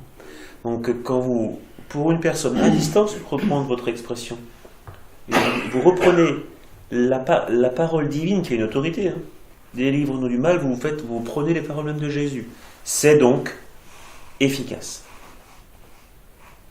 Et vous avez mission de faire ça. Vous êtes dans la militia Christi pour réduire l'influence du mauvais sous ce troisième mode. Aussi pour des autres personnes. Oui, naturellement. Au nom de la communion des saints. Tout à fait. D'accord? Ce qui m'interpelle, c'est la notion de martyr. Ça m'interpelle beaucoup. Ça révèle notre capacité, enfin, notre niveau de foi. Oui. Et donc, ça veut dire qu'on doit... S'y préparer. À faire beaucoup d'actes de foi, quand on communie, beaucoup demander au Seigneur de la fidélité. Tout ça, c'est quand les saints, l'Église nous pousse à ça. Pas pour rien. Hein. Là, on pense à cette brave Asia Bibi. Quelqu'un d'exceptionnel. Hein. Elle pourrait là renier sa foi, elle est libre demain. Vous imaginez là, les barbus d'Afghanistan, ils en feraient un modèle à montrer à tout le monde. Elle sauverait sa vie terrestre. Mais à quel prix? Et la vie de sa famille, parce que Oui. si elle expliquerait, ils ont promis de se venger de sa famille. Même des gens qui justement, Même des gens qui doivent y faire. L'avocat, le juge, alors, tout le monde. ceux qui disent les gens de l'avocat, les renseignements du fait, c'est beaucoup, hein, en France, ils disent rien. Hein. Mais bon. Donc le martyr, oui. Donc demander maintenant ces grâces et aussi les vivre. C'est-à-dire, par exemple, les choses telles bêtes, si on a prévu dans sa journée, à telle heure d'aller à la messe, ah mais c'est compliqué la vie. Fidélité. Si on a prévu à telle heure de lire tel passage, un moment de lecture biblique, le chapelet, ou autre chose. Voilà, je suis fatigué, la journée était compliquée. Et maintenant, fidélité. Maintenant, je préfère Dieu à mon confort. C'est là où ça s'enracine. Saint Thomas d'Aquin dit que la vertu s'acquiert par répétition d'actes. On dirait un langage moderne, entraînement. Hein? On s'entraîne à préférer Dieu à autre chose. Bien sûr, on a les grâces. Mais Dieu dit, maintenant, alors que tu n'es pas encore avec le couteau sous la gorge, dans des choses de ta vie quotidienne, est-ce que tu le fais? Est-ce que tu préfères Dieu maintenant? C'est le sens du combat spirituel. C'est ça. D'accord? Alors, ça peut aussi être, par exemple, notre vie quotidienne. Hein. De matin, votre réveil sonne avec les portables en plus, à 6h17. Mais il y a la fonction snooze. Donc, dans 10 minutes, ça se redonne. Donc, on peut de nouveau, vite fait, s'endormir et profiter, surtout quand il fait nuit. Mais est-ce que maintenant, tu préfères Dieu ou tes petites 10 minutes? Est-ce que maintenant, c'est l'heure, la minute héroïque ou pas? Et dans notre vie quotidienne, c'est ça. Ça se joue là, maintenant.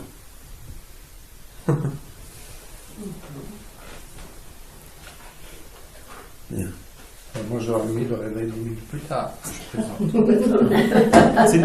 Pour moi, c'est moi qui suis un couche-tard, et c'est la tentation de chaque matin. Il suffit de faire comme ça, et vous avez 10 minutes après la garantie que ça va vous ça. Vous voyez, donc tout ça, tout se tient. Et là, on voit, grâce à ce thème-là, ce qu'on appelle la cohérence de la foi. Tout se tient, tout est en connexion. La lutte ascétique, la piété, pour toujours être finalement à l'image et à la ressemblance de Dieu. Et comme l'a dit, la parfaite image et ressemblance, c'est Jésus-Christ. Et qu'est-ce qu'il a dit? Ma nourriture est de faire la volonté du Père. Satan pourrait dire, ma nourriture est de faire ma volonté. Dépendance. Ça, c'est la parfaite image qu'on a à y goûter. Parfaite. Alors, dernière petite chose, certains, effectivement, j'ai cru l'entendre par-ci et par-là. Jésus n'est pas, ou c'était ailleurs, je ne sais plus, sur la croix a dit, Père, pourquoi m'as-tu abandonné? C'est pas une forme de révolte, ça? Ah, lisez le psaume 21-23. Je sais plus, c'est 21-23? C'est 22 ou 21. Ah voilà. 21, tu me disais. Voilà. C'est le début d'un psaume. C'est que le début. Oui, donc il est en train de prier. Et lisez, par curiosité, je vous le dis pas, tellement vous allez vous émerveiller, la fin du psaume. Et là, vous vous rendrez compte que Jésus n'est pas du tout dans un climat de révolte. Il est comme il a du mal à respirer en raison de la crucifixion. Il n'y a que des petits mots qui sortent comme ça. Hein. Donc, et là, c'était le début. Donc, il a peut-être encore un peu d'air pour le dire. Mais la suite, il l'a pris dans son âme, ça c'est clair. Et puis surtout, ceux qui se moquaient de lui en bas, quand ils ont entendu le début de ce psaume, ils ont compris qu'il appelait le prophète. qu'ils étaient impliqués, eux, dans ce psaume. Oui. Le psaume les qualifie de chiens, ou de... Comment il les qualifie?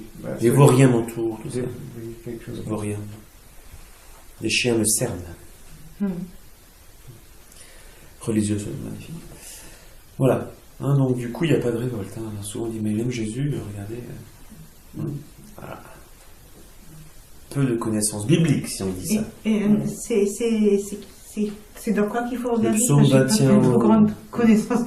Le psaume 21 ou 22, ça dépend des classifications. Le psaume commence par la phrase « Mon Dieu, pourquoi m'as-tu abandonné ?» Psaume 21. Ou 22. 21 ou 22. Et pour les Juifs de l'époque, c'était pas numéroté. Oui, c'est ça. Ils connaissaient les psaumes par la première phrase. Comme en latin, le psaume 50, c'est le miserere. C'est beaucoup plus facile à retenir que le numéro. Le 129, c'est des profondis. Oui, on les retient comme ça, quoi. Les premiers mots, quoi. Mais justement, ceux qui l'ont entendu prononcer ce psaume, ils ont compris, eux, qu'il faisait allusion au psaume en question. Oui.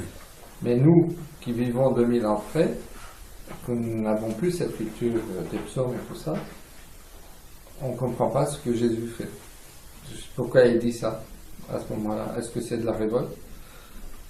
Il faut dire le psaume et on comprend que c'est pas une révolte.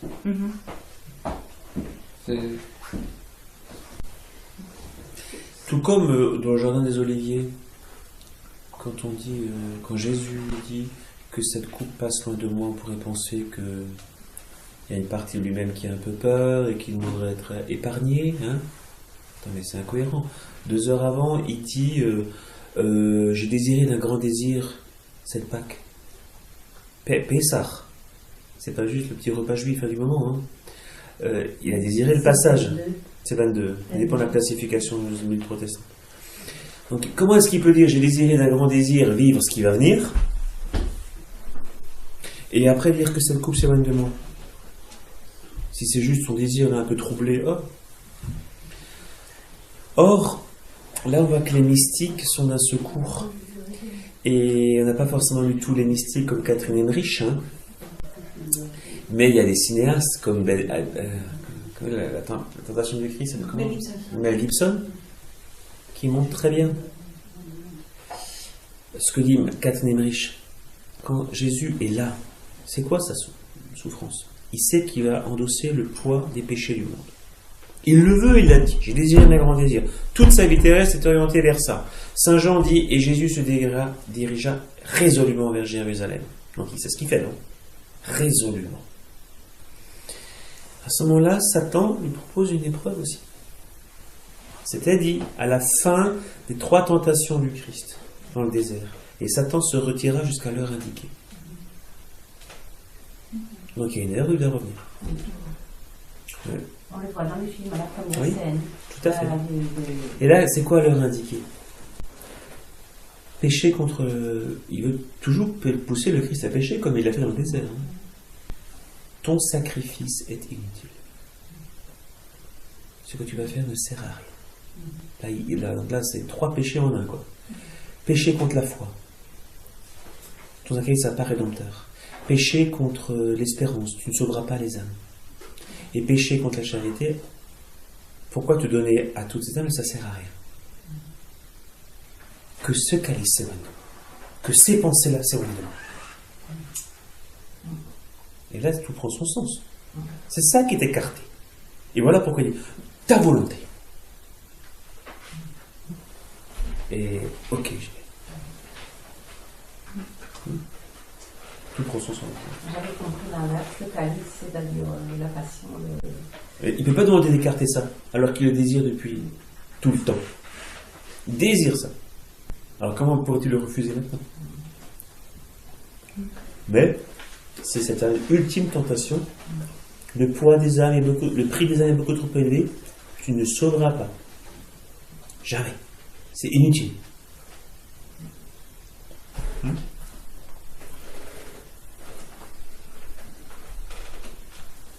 Effectivement, dans cette perspective, la plus grande des souffrances du Christ, je la crois, comme il a une vision du futur, il est omniscient, il est Dieu. Il voit les hommes et les femmes qui, dans l'histoire, vont refuser son salut. Non, je n'ai pas besoin de toi. Ta croix est inutile. Voilà.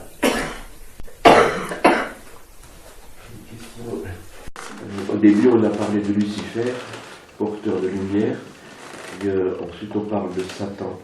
Vers quelle époque il y a eu dans nos Écritures, je pense que Lucifer c'était dans la Genèse, on en a parlé, à quel moment on a parlé de Satan, et on parle pratiquement plus que de Satan. Donc c'est une époque, à mon avis, donc où on fait bien la différence, enfin, pas la différence, mais on se rend bien compte. Pardon ? La distinction, il n'est plus Lucifer, il est Satan. Oui. Alors quand, là-dessus je ne suis pas suffisamment historien de la Bible pour situer les datations exactes du moment où la dénomination Satan prend le dessus. Là je ne peux pas vous dire parce que je dirais n'importe quoi. Moi c'est pas une question de date, c'était plutôt, je me rends compte que finalement déjà, puisque ça date de plus de 1000 ans avant Jésus-Christ, n'est-ce pas?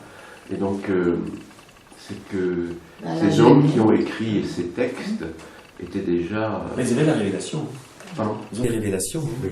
C'est pas juste une cogitation personnelle. Hein. Pour nous maintenant c'est un peu facile de discuter, enfin de donner les différentes notions que vous avez données tout à l'heure. Parce que, bon, il y a le texte, et puis on a eu le temps d'étudier, le temps a passé. C'est ça. Mais là, je trouve que ce soir, je trouve que c'est une révélation, comme vous dites, que ces anciens ont déjà su bien... Dieu leur a parlé. Hein. Les prophètes sont là.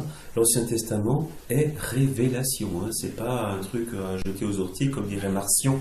Marcion, je fais une petite parenthèse, c'était un chrétien hérétique début du siècle qui disait que l'Ancien Testament ne nourrit plus, c'est fini. Non, c'est révélation dont Dieu a parlé à travers.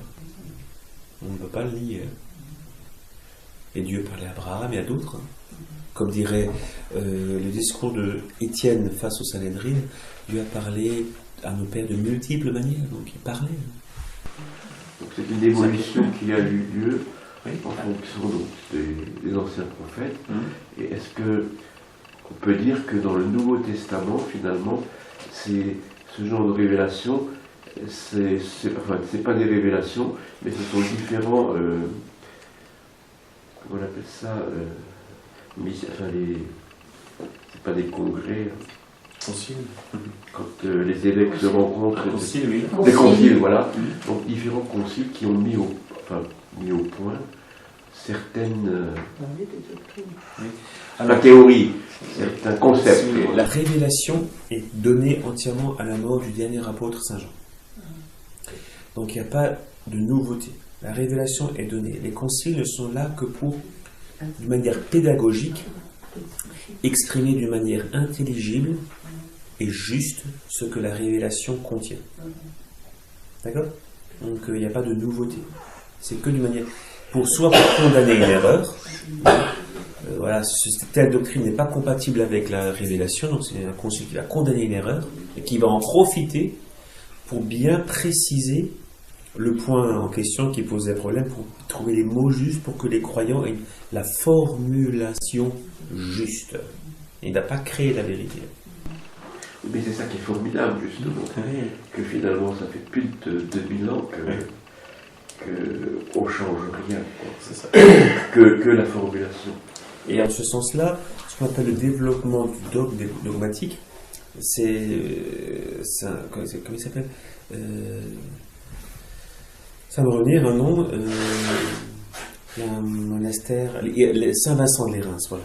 Saint-Vincent de Lérins, il dit que le développement de ces conseillers dogmes C'est comme la graine et l'arbre. L'arbre dans la graine. Il ne fait que se développer. Mais l'arbre ne peut pas être en contradiction avec la graine. Je sais pas, il n'y a pas d'un coup un âne qui va se développer sur un arbre. Ça serait contre nature. Donc tout est cohérent entre la graine et le bel arbre du Liban. Mais le développement du dogme, c'est pareil. On comprend de mieux en mieux, mais il n'y a pas de nouveauté. Sinon, c'est une hérésie. Oui, dans ce sens, c'est formidable parce que ça fait plus de 2000 ans ou je dirais même 3000 ans, à cette époque-là, il y avait aussi les Grecs, etc., qui donnaient certaines philosophies que finalement Dieu a choisi, je crois que c'est ça le terme, n'est-ce pas? L'élection, oui. A choisi le peuple, les Hébreux et les prophètes pour écrire ces révélations. Parce que le peuple savait aussi écrire, mais ils n'étaient pas inspirés par Dieu, je crois. En tout cas, de manière moins, ils avaient la notion de justice, de sagesse. Mais voilà, il y avait une assistance naturelle, mais pas surnaturelle comme pour les Hébreux. Ça, et là, vous êtes pris un peu d'une contemplation qui s'exprime à travers votre cœur, monsieur, mais c'est très belle votre contemplation, c'est formidable. Quoi. Elle n'a pas accouché dans la douleur, Marie. Non. Non, ça voudrait qu'elle soit plus vierge. On a, dans les récits des apparitions, la réponse. Il est dit, clairement dans l'Écriture sainte, portes et fenêtres closes, et Jésus est là. Donc les parois naturelles ne semblent pas être un problème pour lui. Donc si portes et fenêtres closes, d'un coup Jésus est là, il en était de même pour l'accouchement. L'accouchement. La venue du Christ en ce monde après le corps de Marie. C'est pour ça que Marie est vierge avant, après et aussi pendant la naissance du Christ. Il n'y a pas de lésion dans son organisme. Oui, Porte et fenêtre. C'est pas parole d'évangile, ça. On a la réponse dans les récits des apparitions. Porte et fenêtre close. Donc ce qui est clos, en fait. Eh bien, il y a une autre image qui me vient à l'esprit, c'est celle du linge dans lequel était enveloppé Jésus. Et Jésus, quand il va remonter au ciel, il ne va pas le froisser, il va passer à travers. Ben, c'est aussi comme quand Jésus est arrivé dans le monde, il est passé à travers l'hymen de Marie, sans le déchirer, sans le...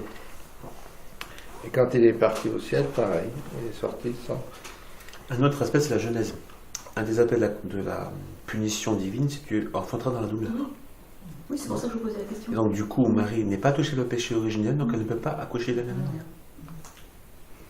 La douleur, c'est quoi? C'est ce que c'est, donner la vie. Hein. Oh oui.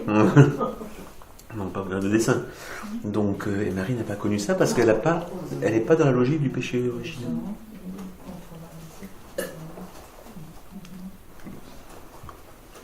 C'est Saint Paul qui parle des douleurs de l'enfantement, et il parle dans quelles circonstances? C'est que la création, dit, est encore... La création vit encore dans les... Mais il parle pas de... Non, pas de Marie. Dans l'Apocalypse, si vous voulez. Non, c'est dans une de ses lettres. Oui. Je pense que c'est dans Romain. Voilà, parce qu'en fait, elle attend la libération des fils de Dieu, c'est-à-dire que les fils et filles de Dieu ne soient plus sous la domination de l'adversaire. C'est ça l'attente douloureuse. Mais dans l'Apocalypse, elle souffre. Elle est dans les douleurs de l'enfantement. Voilà, de l'enfantement non plus du Christ, parce que lui il est né, mais du corps mystique que nous sommes nous. Et nous, on n'est pas entièrement donné au Christ encore. Il y a ce combat, cette souffrance entre notre adhésion plénière à la sainteté du Christ et notre adhésion aux suggestions du démon. C'est une souffrance, ça. Et c'est bien le cœur douloureux de Marie. Le cœur immaculé et douloureux de Marie. Elle souffre. Qu'on ne soit pas encore pleinement donné à son fils comme elle l'est, en fait. Si vous regardez, il y a des YouTube là-dessus, hein, il y a dans les églises coptes, il y a des femmes voilées qui viennent habiter par le diable. Alors, enfin, elles sont ramenées par leurs proches, hein, avec... elles attendent l'arrivée du prêtre copte, parce que dans la liturgie copte, il y a un exorcisme qui se fait comme ça par...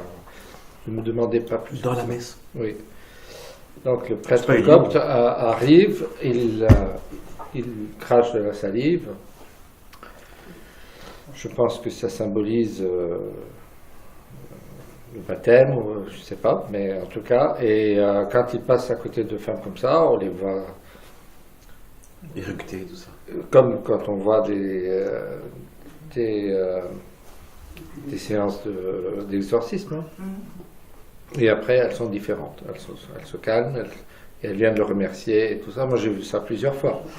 J'étais intrigué parce qu'effectivement, c'était des femmes musulmanes qui venaient se faire exorciser par des prêtres. Alors, je ne sais pas si tous les prêtres coptes font ça, mais en tout cas, certains sont connus pour ça et des messes sont filmées. Mais à Notre-Dame d'Afrique, à Alger, et puis à la Maison de la Vierge à Éphèse, tu as plein de musulmanes qui viennent prier. Oui, mais ils viennent prier la figure de Marie telle qu'elle sort du Coran. Voilà. Donc ce n'est pas, elle est vierge, mais ce n'est pas la mère de Dieu, c'est Théotokos. Et c'est une femme extraordinaire pour eux. C'est la seule citée dans le Coran. Mais elle n'a pas du tout les attributs de Marie. Hein. Elle ne participe pas au salut. C'est la seule femme citée dans le Coran. Ouais. Et comment elle s'appelle? Marie. Marie aussi. Mariam. Mariam. Mais ils en parlent comme la fille de Aaron. Oui, aussi, c'est un peu mélangé. Voilà, la fille de C'est la Aaron. mère de Jésus, quand même, mais c'est la... Aaron, c'est le grand prêtre du temps de Moïse. Ça oui. Et Moïse avait une sœur qui s'appelait Marie. Et donc, vous voyez un peu la confusion. La confusion. Voilà. Il n'y a plus aucune femme après dans le Coran. Non, toutes les femmes dont on parle dans l'islam, dans la tradition islamique, sont citées dans les hadiths ou dans la sira, mais pas dans le Coran. Et comme je l'avais Il n'y a pas de sainte, par exemple. Déjà, le mot saint dans l'islam n'a pas du tout la même signification que pour nous. Hein. De toute façon, dans l'islam... Le mot saint est très rare dans l'islam, je ne suis pas sûr que ça existe vraiment. Aujourd'hui, eux, ils disent le Saint-Coran, mais historiquement, il n'y a pas eu quelque chose qui s'appelait le Saint-Coran. C'est pour ça que maintenant, à la télé, tous les jours, on dit aujourd'hui on fête Marie ou je ne sais pas quoi, mais pas... Non, pas sur la 1. Sur la 1, on fête encore les Saint-Martin, mais sur la 2 et la 3, effectivement, c'est les Yvonne, les marins. Bah, ce sont les successeurs de ceux qui ont fait commencer l'histoire par la première année de la Révolution. Hein, donc, ils sont fidèles à ce qu'ils sont. Ils veulent effacer, éradiquer toute trace du christianisme dans la société. Ils ont un cahier de charge.